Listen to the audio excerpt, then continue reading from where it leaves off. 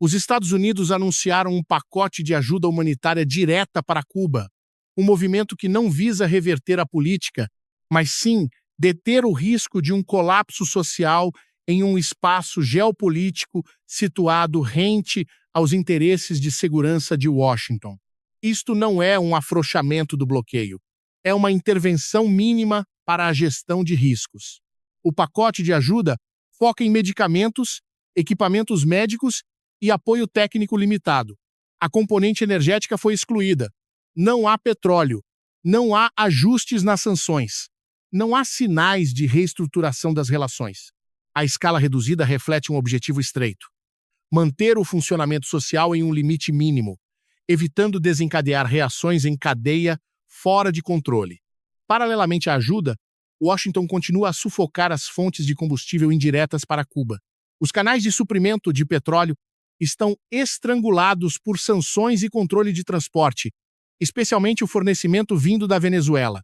O resultado é uma crise energética generalizada, declínio na produção de eletricidade, estagnação das cadeias de suprimentos e uma queda da capacidade econômica abaixo do limite de estabilidade. A ajuda médica não pode compensar a escassez energética estrutural. Ela apenas retarda o processo de declínio. O cálculo de Washington é paradoxal, mas consistente: evitar o colapso imediato para impedir consequências de segurança iminentes, enquanto mantém o cerco estratégico para não criar uma ruptura política para Havana. Este é um modelo de descompressão controlada, não uma solução para acabar com a crise. O estado de equilíbrio criado é frágil e condicional. Havana recebe ajuda com uma postura pragmática.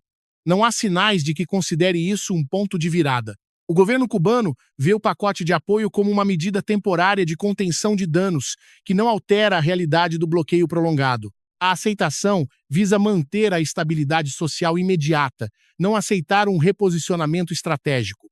A assimetria de expectativas entre os dois lados permanece intacta. O ponto crucial é a mudança na natureza do dossiê Cuba. A crise não é mais puramente humanitária. Tornou-se um ponto crítico político-estratégico de segurança adjacente aos Estados Unidos. O Caribe, neste contexto, ressurge como o espaço mais sensível nos cálculos de segurança de Washington. A instabilidade social pode transformar-se rapidamente em pressão migratória, riscos transfronteiriços e desafios ao controle doméstico. O ato de simultaneamente prestar ajuda e restringir energia demonstra uma estratégia de dois níveis. Nível de curto prazo: evitar o ponto de explosão. Nível de longo prazo: manter o impasse estrutural. Esta abordagem é otimizada para a gestão de riscos imediatos, mas acumula riscos sistêmicos ao longo do tempo. À medida que as medidas temporárias se prolongam, a margem de ajuste diminui. Qualquer choque no transporte, energia ou social pode quebrar o equilíbrio. Em um contexto onde os Estados Unidos estão sobrecarregados em múltiplas frentes globais, Cuba torna-se um problema que não pode ser ignorado, mas que também não pode ser resolvido definitivamente. A presença do pacote de ajuda é um sinal de reconhecimento de que o bloqueio atingiu o limite do efeito reverso. Continuar a apertar pode causar efeitos contraproducentes na segurança, enquanto afrouxar enfraqueceria o objetivo de controle. Cuba, portanto, não é mais um dossiê congelado. É um teste para a capacidade de Washington na gestão de crises próximas, quando os recursos e a atenção estratégica estão dispersos. Se o estado atual for rompido, o Caribe não será apenas uma questão regional, mas tornar-se-á o elo que aciona uma cadeia de consequências mais amplas para a estrutura de segurança dos próprios Estados Unidos e de todo o hemisfério ocidental. A conjuntura atual não reflete um enfraquecimento imediato do poder dos Estados Unidos, mas expõe claramente o estado de sobrecarga estrutural de um eixo de poder que está sendo estendido simultaneamente em várias direções. Os Estados Unidos ainda mantêm o papel central do sistema internacional, contudo, não possuem mais a capacidade de prioridade absoluta para um único ponto crítico sem criar lacunas nas frentes restantes.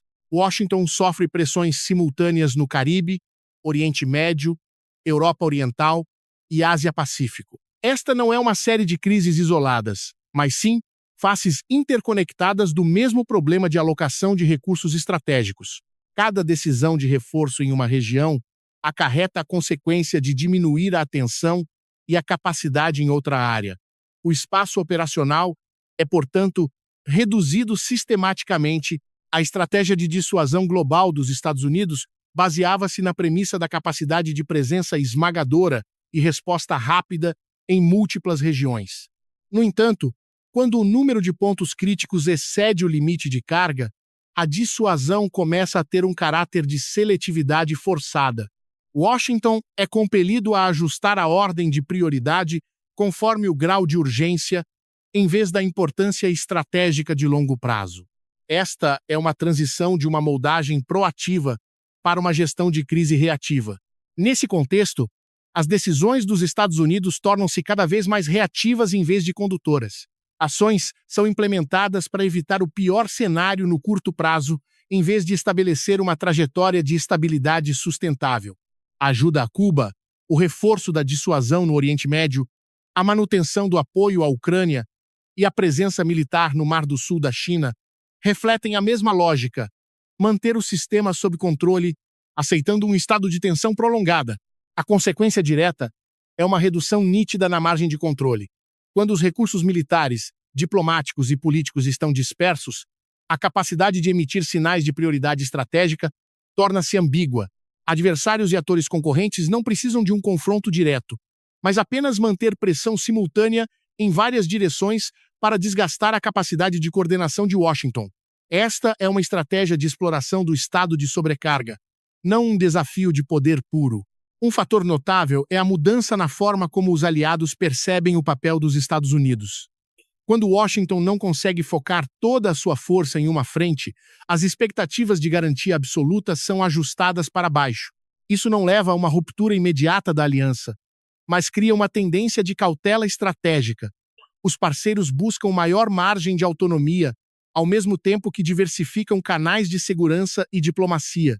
No nível sistêmico, o fato de os Estados Unidos estarem sendo arrastados para uma posição multifrontal aumenta o risco de erros de cálculo.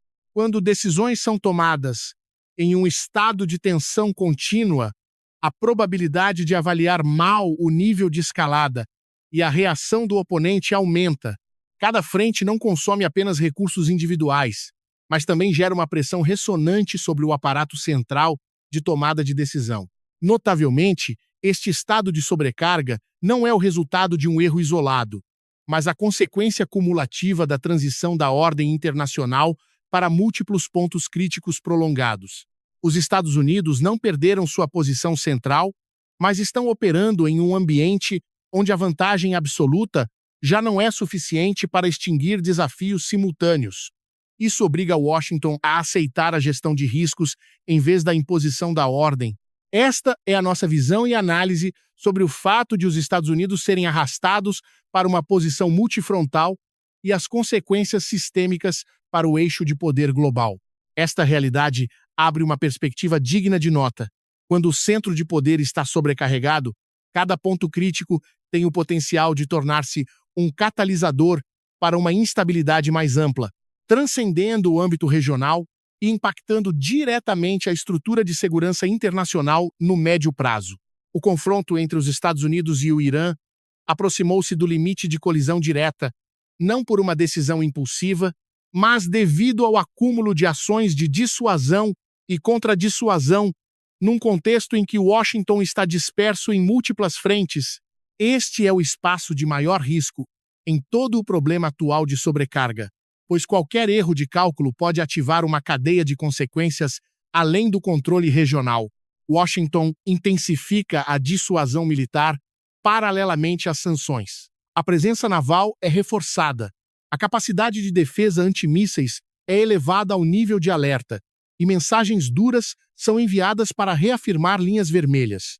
No entanto, a dissuasão em um contexto de dispersão não possui a mesma eficácia de quando implementada em um estado de concentração.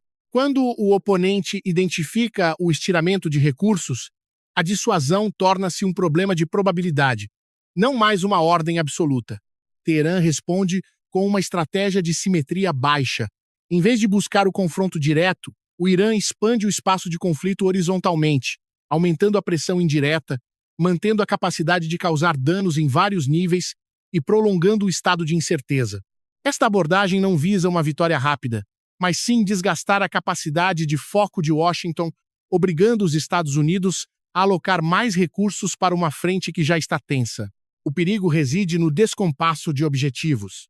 Os Estados Unidos buscam evitar uma escalada acima do limite, enquanto o Irã busca manter a escalada abaixo do limite. Estas duas lógicas podem coexistir no curto prazo, mas criam uma vasta zona cinzenta, onde o risco de colisões indesejadas aumenta. Cada movimento adicional de dissuasão pode ser interpretado como um passo preparatório para a escalada, gerando uma reação em cadeia. Washington teme ser arrastado para uma guerra regional indesejada não por falta de capacidade militar, mas pelo custo estratégico total. Um conflito direto com o Irã não existiria como um dossiê isolado. Ele reestruturaria todas as prioridades dos Estados Unidos, obrigando à realocação de recursos da Europa e da Ásia-Pacífico, criando lacunas estratégicas em outros lugares. Para Washington, este é o cenário que colapsaria a atual lógica de gestão multifrontal. O Oriente Médio, portanto, torna-se a frente com potencial para desencadear uma crise energética global. Qualquer interrupção nas rotas de transporte fundamentais poderia abalar os mercados, propagar pressão inflacionária e aumentar a instabilidade econômica em regiões dependentes da importação de energia. Esta consequência não afetaria apenas os adversários dos Estados Unidos, mas também impactaria diretamente os aliados e a própria economia estadunidense. O perigo do confronto EU-Irã reside na sua natureza não linear. A escalada não ocorre conforme uma ordem de previsão linear, mas através de pontos de ruptura inesperados. Um incidente limitado pode ser rapidamente politizado, militarizado e expandido, excedendo a intenção original das partes. Em um contexto onde a comunicação estratégica e os sinais de dissuasão sofrem interferência de múltiplas frentes simultâneas, o risco de má interpretação aumenta. No nível sistêmico, este confronto é um teste para a capacidade de coordenação estratégica dos Estados Unidos. Ao ter que manter a dissuasão e, ao mesmo tempo, evitar uma guerra regional, Washington é forçado a operar em um equilíbrio frágil. Cada passo é limitado por restrições vindas de outras frentes, reduzindo a margem de escolha. O Irã entende isso claramente e explora ao máximo o estado de dispersão. Prolongar o confronto abaixo do limite não gera apenas pressão militar, mas desgasta a consistência da mensagem estratégica de Washington. Quando o sinal de prioridade não é claro, a dissuasão perde sua nitidez. O desfecho de curto prazo do confronto EU-Irã não é a eclosão de uma guerra total, mas sim um estado de tensão prolongada com alto nível de risco. Contudo, é precisamente este estado o maior perigo. Ele acumula distorções, aumenta a probabilidade de incidentes e abre a possibilidade de que um ponto crítico regional se torne o catalisador para uma crise energética e de segurança global. A Ucrânia permanece como o eixo estratégico dos Estados Unidos na Europa. Isto não mudou. Washington não recua, não reverte compromissos e não aceita que a frente ucraniana colapse. No entanto, a realidade operacional mostra uma mudança importante. A Ucrânia não é mais a única prioridade na estrutura de alocação de recursos dos Estados Unidos. Esta mudança não decorre de uma alteração de objetivos, mas de um estado de sobrecarga sistêmica. Quando os Estados Unidos precisam gerir simultaneamente pontos críticos no Caribe, Oriente Médio e Ásia-Pacífico, o nível de foco dedicado à Ucrânia é forçosamente ajustado. A ajuda continua a ser mantida, mas o ritmo, a escala e a atenção política não atingem mais o estado de prioridade absoluta da fase anterior. A consequência direta é a dispersão da capacidade de coordenação. Decisões relacionadas à ajuda militar, apoio financeiro e liderança diplomática sofrem o impacto das outras frentes. A Ucrânia ainda recebe compromissos de longo prazo, mas já não possui a garantia de velocidade e nível máximo de concentração. Isso cria uma nova trajetória para a guerra, da expectativa de virada no cenário para uma gestão de desgaste prolongado. Nesse contexto, a Rússia aproveita o estado de sobrecarga de Washington. Sem precisar criar uma ruptura estratégica imediata, a Rússia foca em manter uma pressão estável, prolongar o conflito e explorar a dispersão das prioridades dos Estados Unidos. Quando o oponente precisa compartilhar recursos entre várias frentes, a estratégia de desgaste torna-se mais eficaz com o tempo. A guerra na Ucrânia desliza, portanto, para uma trajetória de longo prazo. Isso não é um congelamento, mas um estado de conflito controlado, onde a intensidade é ajustada para evitar uma escalada acima do limite, mas é suficiente para desgastar recursos e vontade política. Para Washington, manter a Ucrânia neste estado é uma opção de menor risco em comparação com a busca por um ponto de virada decisivo que exigiria uma concentração de recursos superior. Contudo, esta estratégia carrega custos cumulativos. À medida que o conflito se prolonga, o cansaço estratégico aumenta, não apenas internamente nos Estados Unidos, mas também na rede de aliados. Manter o fluxo de ajuda estável exige capacidade política e financeira contínua, enquanto outras frentes competem diretamente pelos mesmos recursos. O espaço de flexibilidade é, por conseguinte, reduzido. No nível sistêmico, o fato de os Estados Unidos não poderem se dedicar de corpo e alma à Ucrânia envia um sinal importante. A vantagem estratégica não é mais sinônimo de capacidade de impor o ritmo em todas as frentes. Isso não enfraquece o compromisso, mas altera a forma como o compromisso é executado. Adversários e parceiros ajustam seus cálculos com base nesta realidade. A Ucrânia enfrenta uma nova realidade estratégica. O apoio dos Estados Unidos continua sendo o pilar, mas não tem mais um caráter de aceleração contínua.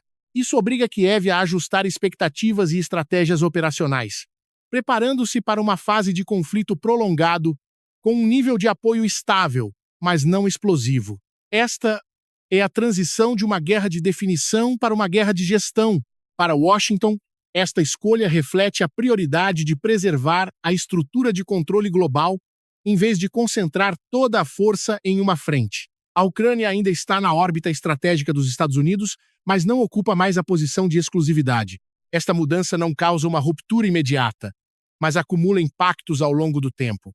Se o estado de dispersão continuar a prolongar-se, a guerra na Ucrânia tornar-se a um entre muitos pontos críticos de consumo de recursos, em vez de ser o centro único nesse momento, qualquer oscilação nesta frente não será apenas uma questão regional europeia, mas uma variável que impactará toda a estrutura de segurança que os Estados Unidos tentam manter em condições de sobrecarga global. O Mar do Sul da China é o espaço onde os Estados Unidos precisam simultaneamente demonstrar compromisso com aliados e parceiros, enquanto evitam desencadear uma cadeia de escalada acima do limite. Washington não recua. Washington também não busca confronto direto. O eixo de ação está claramente estabelecido. Manter presença, controlar o ritmo da escalada, gerir riscos de longo prazo. A presença dos Estados Unidos no Mar do Sul da China possui um simbolismo estratégico e uma função de dissuasão. Atividades de patrulha, exercícios e coordenação de segurança regional são mantidos regularmente para afirmar o direito de acesso e a liberdade de navegação. Esta é uma mensagem de tranquilidade para os parceiros regionais e, simultaneamente, um sinal de limite contra comportamentos unilaterais que alterem o status quo. No entanto, Washington evita o confronto direto não por falta de capacidade, mas pelo contexto de dispersão global. Enquanto os Estados Unidos estão sobrecarregados no Caribe, Oriente Médio e Europa Oriental, o Mar do Sul da China torna-se um problema de gestão de risco mais do que um campo de batalha decisivo. O objetivo não é obter vantagem rápida, mas impedir que o conflito ultrapasse o limite de controle. A alta densidade militar é uma característica marcante deste espaço. A presença paralela de múltiplas forças com frequência de atividade intensa aumenta o risco de colisões indesejadas. Nesse ambiente, o risco não provém de uma intenção estratégica declarada, mas de incidentes táticos, cálculos errados e interpretações divergentes de sinais. Esta é uma zona cinzenta, onde a escalada pode iniciar sem a necessidade de uma decisão política de alto nível. Washington está bem ciente deste risco e, por isso, prioriza mecanismos de controle. As mensagens de dissuasão são padronizadas, enfatizando o caráter defensivo e a conformidade com as leis internacionais, evitando uma linguagem que aumente as tensões. Ao mesmo tempo, os Estados Unidos mantêm canais de coordenação com aliados para unificar processos e minimizar a possibilidade de reações individuais descontroladas. O Mar do Sul da China, nesse contexto, torna-se um espaço que testa a capacidade de manter a ordem sem a necessidade de escalada. Os Estados Unidos precisam provar que a presença persistente pode substituir o confronto direto e que a gestão de risco pode ser mais eficaz do que a imposição pela força em um ambiente multifrontal. Esta é uma adaptação tática, não uma renúncia aos objetivos. No entanto, esta abordagem também traz limites. Quando os Estados Unidos evitam o confronto direto, a margem de ação de outros atores pode ser expandida dentro dos limites permitidos. Isso exige que Washington calibre continuamente o nível de presença para não criar lacunas de dissuasão. Qualquer sinal de declínio, por menor que seja, pode ser interpretado como uma oportunidade para expandir influência. No nível sistêmico, o Mar do Sul da China reflete nitidamente o estado de sobrecarga do eixo de poder estadunidense. Washington não carece de capacidade, mas carece de margem para foco absoluto. A presença é mantida com um ritmo estável, não explosivo, visando preservar recursos para as outras frentes. Esta é uma escolha estratégica no contexto de prioridades intensamente disputadas. Esta é a nossa visão e análise sobre o papel do Mar do Sul da China na atual estrutura de gestão de risco dos Estados Unidos. A realidade mostra que quando a escalada é controlada, mas não pode ser eliminada, o Mar do Sul da China torna-se um problema de longo prazo, onde cada pequena decisão carrega consequências além da região, impactando diretamente a estabilidade da ordem de segurança da Ásia-Pacífico e a posição de coordenação global dos Estados Unidos. O efeito dominó não é uma suposição. Ele está operando como um mecanismo estrutural, no qual cada decisão dos Estados Unidos em um ponto crítico gera oscilações que se propagam para os demais espaços. Cuba não existe separada do Oriente Médio. O Oriente Médio não é independente da Europa. O Mar do Sul da China não está fora da trajetória de impacto das escolhas feitas em Washington. Quando o centro de poder é estendido, a interconexão sistêmica torna-se a principal fonte de risco. Este mecanismo funciona segundo uma lógica de ressonância. Um pequeno ajuste no Caribe visando reduzir a pressão social acarreta a necessidade de manter a dissuasão no Oriente Médio para evitar ser interpretado como fraqueza. O reforço da dissuasão no Oriente Médio, por sua vez, obriga Washington a manter um nível de presença estável no Mar do Sul da China para preservar o sinal de compromisso. A sequência de ações sucessivas não cria um ponto final, mas mantém um estado de tensão sobreposto. Recursos militares e diplomáticos são, portanto, estendidos continuamente. Não há pausas estratégicas. As unidades destacadas, os canais diplomáticos e o aparato central de tomada de decisão operam em um estado de alta carga prolongada. Quando a intensidade de manutenção excede o limite ideal, a capacidade de ajuste flexível diminui. O sistema continua a operar, mas a margem de segurança torna-se visivelmente fina. Adversários estratégicos não precisam de desafios diretos para explorar este estado.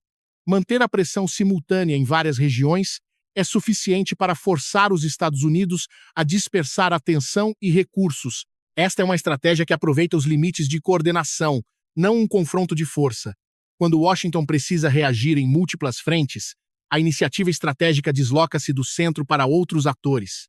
A dissuasão, nesse contexto, sofre uma pressão de enfraquecimento relativo. Não porque a mensagem falte dureza, mas porque o sinal de prioridade não é mais nítido. Quando os Estados Unidos não podem emitir a mensagem de que uma determinada região é prioridade absoluta em todas as situações, a dissuasão torna-se condicional. Esta condição abre espaço para a experimentação de ações abaixo do limite, aumentando a probabilidade de erros de cálculo. O efeito dominó também impacta a estrutura das alianças. Os parceiros dos Estados Unidos observam atentamente como Washington aloca recursos e atenção. Ao perceberem o estado de sobrecarga prolongada, eles ajustam expectativas e comportamentos. A tendência de cautela estratégica aumenta, com a busca por maior margem de autonomia e diversificação de canais de cooperação de segurança. Isso não gera rupturas imediatas, mas altera a dinâmica de vinculação em uma direção mais dispersa. No nível de tomada de decisão, pressões sobrepostas aumentam o risco de escolhas de curto prazo. Ao ter que lidar com múltiplos pontos críticos ao mesmo tempo, a prioridade geralmente é dada para evitar que o pior cenário ocorra de imediato. A consequência é que a visão de longo prazo é comprimida e soluções temporárias tornam-se o padrão operacional. Com o tempo, soluções temporárias acumulam-se em riscos sistêmicos. Uma característica notável é a não linearidade da escalada neste estado. Não é necessária uma grande decisão para desencadear uma crise. Um incidente tático, uma má interpretação de sinais ou um choque energético podem tornar-se pontos de ruptura. Quando as frentes estão interconectadas, o impacto propaga-se rapidamente e é difícil de isolar. Este é um ambiente onde uma crise regional pode rapidamente assumir um caráter global. O efeito dominó coloca, portanto, os Estados Unidos diante de um dilema de escolhas difíceis. Reduzir a presença para aliviar a carga enfraqueceria o sinal de compromisso. Manter a presença em todas as frentes continuará a desgastar a margem de coordenação. Não há uma opção absolutamente otimizada. Todas as escolhas carregam custos e riscos, sendo distribuídos ao longo do tempo em vez de serem resolvidos definitivamente. Neste estado, o mundo entra em uma fase de escalada sobreposta em torno do eixo dos Estados Unidos. Não porque Washington promova ativamente a escalada, mas porque a estrutura de poder atual não permite o congelamento total de nenhum ponto crítico. Quando o centro de poder está sobrecarregado, cada pequena oscilação tem o potencial de ativar uma cadeia de consequências além da previsão inicial. Se não houver ajustes sistêmicos, o efeito dominó continuará a acumular-se. O risco não reside em uma frente específica, mas na totalidade de múltiplas frentes operando simultaneamente próximas ao limite. Nesse contexto, a estabilidade não é mais um estado alcançado, mas um estado gerido temporariamente, com uma probabilidade de erro crescente ao longo do tempo. No curto prazo, os Estados Unidos continuam sendo o centro de poder do sistema internacional. Não existe nenhum país ou aliança com capacidade suficiente para substituir o papel de coordenação global de Washington. No entanto, este centro de poder não opera mais em um estado de controle absoluto. A ordem global continua a girar em torno dos Estados Unidos, mas em uma estrutura de instabilidade prolongada e facilmente oscilante. A escalada tornou-se o estado padrão do sistema, não porque os atores busquem ativamente o confronto total, mas porque não existe um mecanismo de congelamento eficaz para os pontos críticos. Cada região é mantida abaixo do limite de conflito direto, mas a soma de todas cria uma pressão contínua sobre a estrutura de segurança global. Este é um ambiente onde a estabilidade é relativa e condicional. Nesse contexto, um erro tático em qualquer frente pode gerar consequências além do nível regional. Quando os pontos críticos estão interconectados, um incidente limitado pode ativar uma cadeia de reações em propagação, alterando cálculos em regiões não relacionadas diretamente. O risco não reside em intenções estratégicas públicas, mas na capacidade de controlar os desdobramentos quando múltiplas frentes operam simultaneamente perto do limite. Nenhum ponto crítico está totalmente congelado. Cuba permanece como uma variável de segurança imediata. O Oriente Médio mantém um alto nível de tensão com risco de impacto energético global. A Ucrânia continua a consumir recursos em uma trajetória de longo prazo. O Mar do Sul da China opera sob uma densidade militar espessa, com risco de colisões indesejadas. Todos coexistem, todos competem pela atenção e pelos recursos dos Estados Unidos.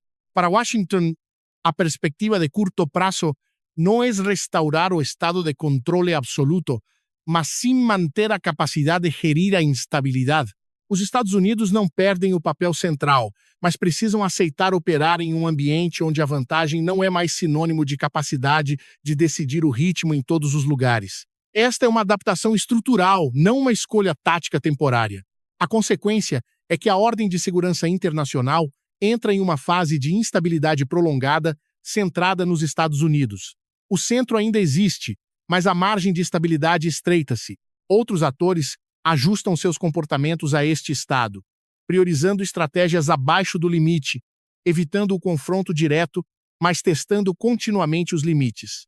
Isso aumenta a densidade de riscos sem a necessidade de uma guerra total.